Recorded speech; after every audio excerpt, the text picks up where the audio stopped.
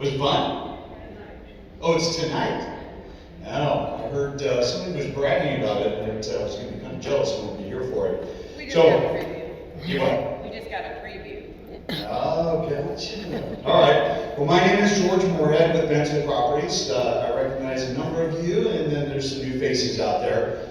We actually help with REO assets and OREO. We've been doing it for about 30 years. One of the key things that we come out today, I don't sell anything, we just help provide information for you and your members. And hit that space bar. We'll go over some of the metrics, answer the questions, and what's really going to be relevant for you today. So what's super important and what came out of COVID is the fact that our default rates on a nationwide level have actually dropped down. So you can see last year it was at 5.7, this year we're at 3.2. We have seen that consistently dropping down. And as you can see on a national level, the purple being the this year February, since that's the latest rates that we've seen, 0.8 for the 30-day or significant default, greater than 90 days is actually down 40%. Okay, and so when we actually take a look at everything that is going on a real estate level, we're doing incredibly well, and that goes nationwide.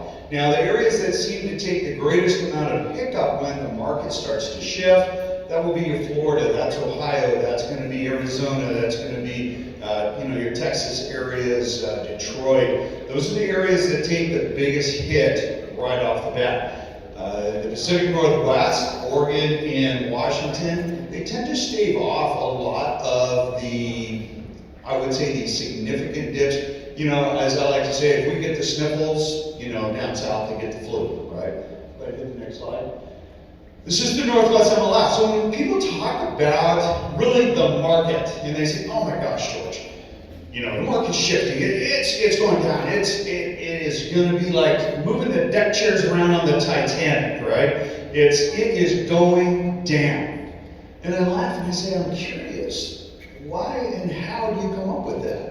Well, they're like, well, inventory's on the rise, and you've got buyers that are pulling back, and we have interest rates that are going up, and that is true. But how much of that is seasonality, which we're seeing today, okay? And every once in a while we post to the Facebook, our market update. It is directed at buyers and sellers, but it's absolutely fabulous for you as collectors because it gives you a trend. And the trend is what is most important. This trend, and it's kind of interesting because when you see the dark green is actually the number of homes that have sold. And what's important about the number of homes that have sold is you can see that it's higher than the number of homes that is active. And you might say, George, so what? Hit the next slide. The light green is what is active. And as you can see, back through 2007, that is historic. That is normal for us. And as we come to 2020, and we talk about what has happened, you can see where we actually flipped to where we are seeing more solds than we do active. So if you go back to 2015, that's a normal market for us. Okay? Many of you might remember 2008 through 2013. I figured, and I made the comment one time that, holy smokes, if I get one more listing, I'm going to be out of business. Because we had so much inventory and so few sales that, as a real estate agent, a listing broker, we almost went bankrupt because we had to market, and it was unbelievable. Okay? So then in 2013, we had the industrial investors that come in, right? And you can see how then that starts to drop down. And we started seeing cash offers. We started seeing some crazy things. Then in 2019, interest rates started to pop back up. You can see that transition started happening. And then in 2020, we get locked down. We're supposed to be staying home. Nay. Y'all are out buying houses. That absolutely plummets our inventory. So today, we have 8,000 homes available on the Northwest MLS, available for sale. You might say, George, that's pretty good. I say, no, it's not. That is the half of Washington State. 8,000 homes. We should have 22,000 homes today. Okay? And what's super important about that, next slide, is that when we translate that over to foreclosures, you look at this and you say, okay, so the green, dark green is sold, the light green is active, and we can see we have 21 back in March of 21, and we had a pretty good bump in March of 22, not uncommon for having these number of foreclosures. And then of course May, we had 26, we had 35 of them that went under contract. You might say, okay, that's pretty good. Mind you again, this is half of Washington State. For those of you that are unaware, that's a big area. That's from Bellingham all the way out to the coast, half of eastern Washington, the Olympic Peninsula part gets up, things like that. It's a big area, it's a very small number. Oregon shares this same type of graph. Hit the next one. Okay, but here's what's going to be super important, and we need to keep things in perspective because this is not your problem. I'm going to go into your problem here in a minute, because you do have a problem, and it is coming. When you deal with such tiny little numbers, and all of a sudden that tiny little number goes from 16 to 31, all of the Northwest MLS, half of Washington State, again, a very tiny number, okay? It looks like we almost have a 100% increase there. Holy mackerel. But this is what the media is going to be telling you. So make sure that you call in what we call perspective. And we had a recent post, and I think it was sent to you guys, called the Real Estate Bubble Perspective. Just remember, we need to watch our inventory levels. Our inventory levels are going to be very key because there's still a massive pent-up buyer demand. Hands down. Understand, there's still a lot of money out there. Go ahead and hit the next slide. So, when we look at the Northwest MLS, we look at sales, as you can see back here in 2009, 2008, that's when, so they said we had a real estate recession. And you can see everything comes up. And this is foreclosures only. And as you can see, we dwindled down to pretty near nothing. Now this is not uncommon, and the southern states are seeing a little bit more inventory, but Washington, Oregon, Idaho, California, they're suffering the same thing. You know, we have a sweet spot, right? There is no discount for a foreclosure at all. Paper, carpet, and vinyl is what a lot of lenders are doing. They're coming in, doing putting lipstick on a pig, if you want to say, because there's so few homes. If we're supposed to have 22,000 homes today, and I only have 8,000 homes, that's going to tell you that we have a little bit of a shortage on inventory. Buyers are still there, especially in this arena. Okay? If you hit the next slide. This is what we look at on a national level. Okay? This was as of May 6th. All right? This is our mortgage delinquency rates, and you can see, and again, we're more consistent to show you trend all the way back to 2007 moving forward.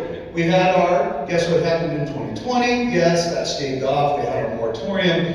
That moratorium was starting to lift, but because we have, since February of 2020 to today, we have a 33.8% increase in equity straight across the board. We have the highest level of savings on average nationwide at $47,000 per person nationwide. Pretty impressive. Okay, why? Well, a lot of payments weren't being made. You guys are being allowed to re-amortize that same interest rate of 4-year mortgages. We're able to put balances in the back. So a lot of workout options that are there for a lot of folks. Plus they have equity.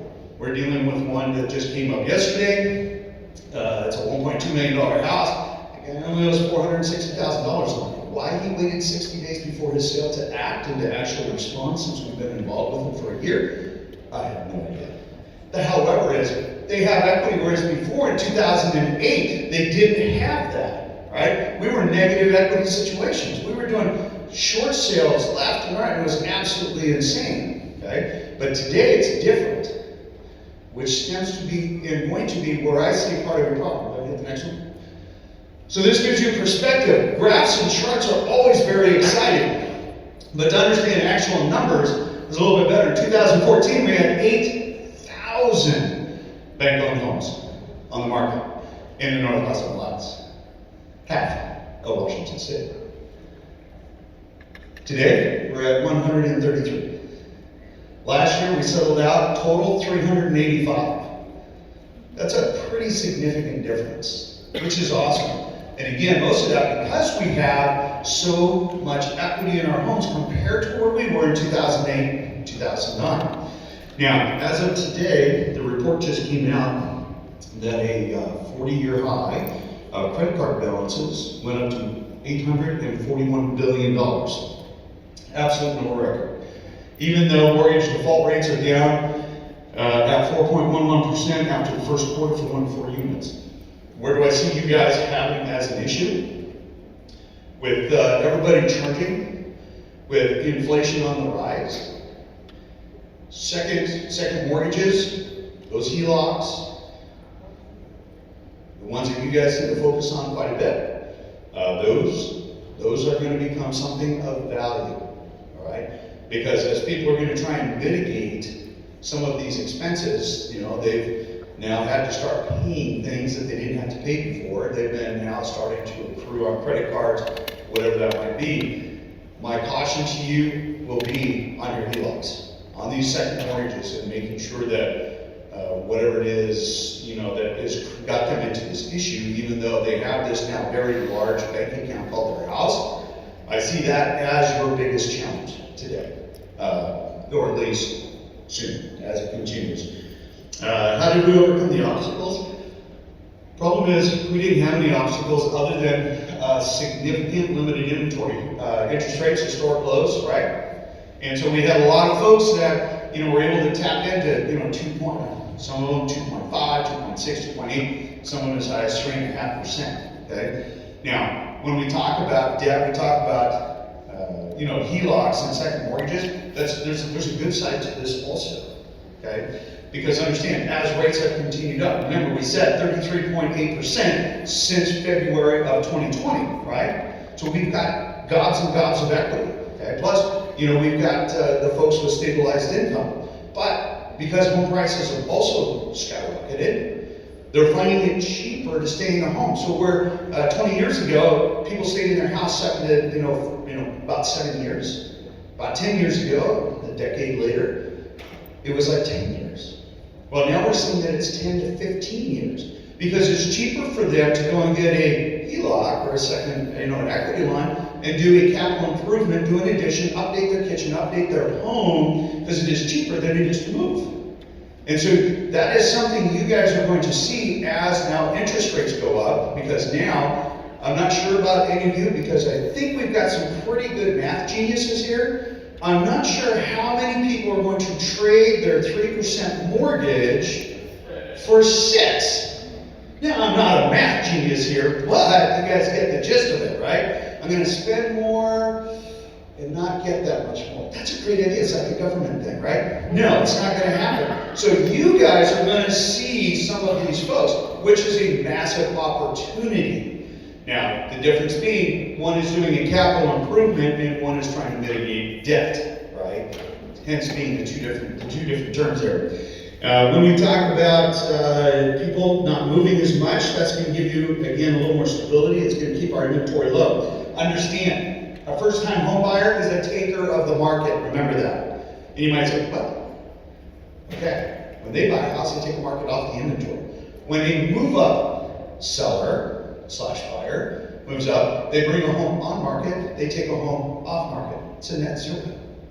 Okay? When somebody moves to another state, they add to it. However, when you have these folks that also have a lot of equity and say, oh my gosh, it's great, well, it's the best time to buy a rental property, they would go out and buy a rental property, they would take it out, and we have a minus inventory. Hence, all of the reason we've seen that issue. If people are staying in their homes longer, and because they don't want to trade in that 3%, or they're going to say, yes, I'm going to buy my next home, but I'm going to rent this one, it's going to move up, which is a common trend right now. That is something that you guys are going to see as far as a continued lower inventory. All right. When we talk about tomorrow, I said by middle to end of Q3, we were going to hit 6% rates. I'm sorry, I was wrong. We're already there. Okay. And that's going to be a big deal for a lot of our folks that are in rentals and have higher credit, debt issues and car payments, because the feds will raise rates again.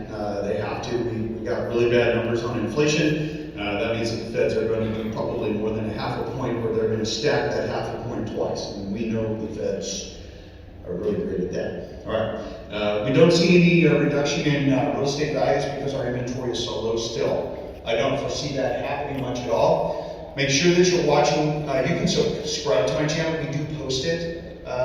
With the ones that I feel that are really good value for you guys. We will go ahead and post that for you guys on YouTube. You can subscribe. It's easy enough. There's no selling on it. Just understand it's all just like this. It's just good market stuff for you guys. One more time.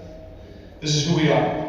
You guys see it on the water bottles. Our passion is giving back. If you guys have questions, ask. There's no strings attached. If you have a member that's in challenge, we have helped 40 different lenders, but key thing is if we can help them and help you guys with alternatives so your member can stay in their home, we do that too. All right. Am I done? My time done? Right on. There we go. That's it.